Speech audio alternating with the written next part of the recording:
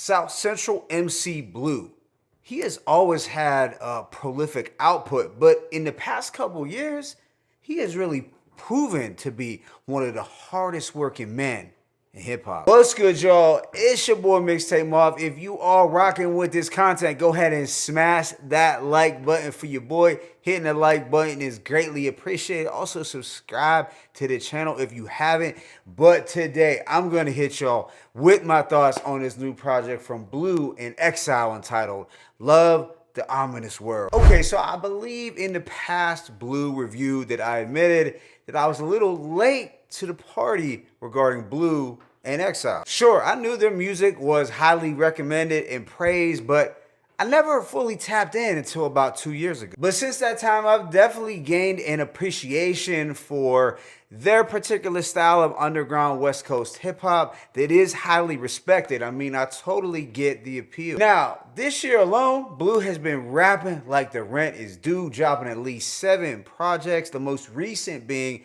his collab album Evidence entitled Los Angeles, a project that I did enjoy, but unfortunately I did not get the chance to do a formal review. But this new one, Love the Ominous World, finds Blu reunited with Exile for their 4th collab album. And like I said, this Los Angeles rapper producer duo has been well respected in the underground scene since they formed back in 2007. This project, Love the Ominous World, contains 12 tracks lasting approximately 50 minutes. But with that being said, let me go ahead and just hit y'all with that track by track breakdown. The intro, Hello LA, is essentially a love letter to his city of Los Angeles, the city of angels, set to a bright, sunny instrumental with warm, groovy vocals from Georgia and Muldrow. And it is the type of track that just might make you wish you were from Southern California. The type of record that instantly puts you in a good mood and also might put you in the frame of mind of, let's say, Corrupt's Welcome Home track from back in the day, or even Pac's Live and Die in LA. I mean, that's kind of the aesthetic here. So overall, a strong opener that has an uplifting feel-good tone to kick it off. Then we get another highlight, Undisputed, where the West Coast boom bap vibes are in full effect. I love the common scratches and the country bass line. And on this one, Blu is boasting why he is the #1 champion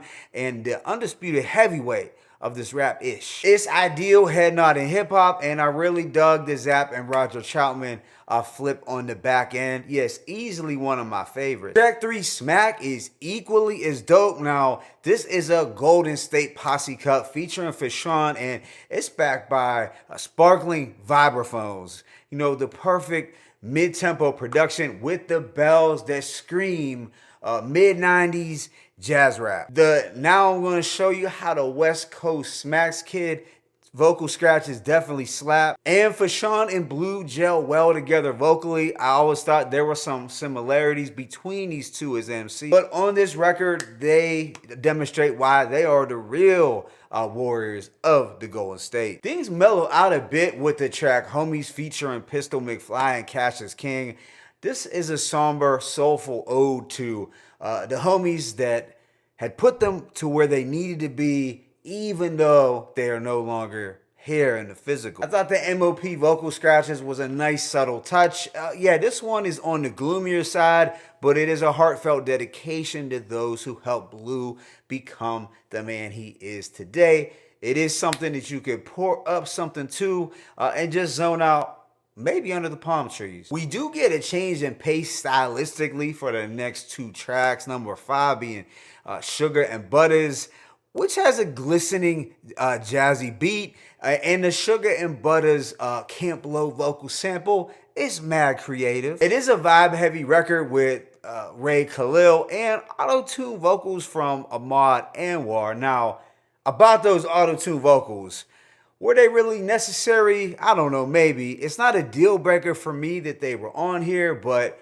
I don't necessarily love the inclusion of them. For me, the selling points of this track was the production and that Camp Low vocal sample. The same could be said for the track Gold, which has more of an orchestral boom bap flair. Now, the instrumental is rough and rugged, but there's also a slick, smooth quality to it, mainly because we get another auto-tune hook from Ahmad Anwar, but the instrumental and the rapping was potent enough to carry it. Yeah, I'm not sure some traditionalists are gonna be digging the vibes for Sugars and Butters and Gold, but I can appreciate these two for trying something different. This is followed up by the Down and Dirty posse cut Chucks featuring King Crooked and Corrupt the Kingpin. It's a West Coast boom bap groove with a gutter bass line and a dope Graham Puba vocal sample. Basically, it's a bar fest at the end of the day. King Crooked states, like the logo on my Chucks, it's all stars in my circle. This the diary of an inmate. It's all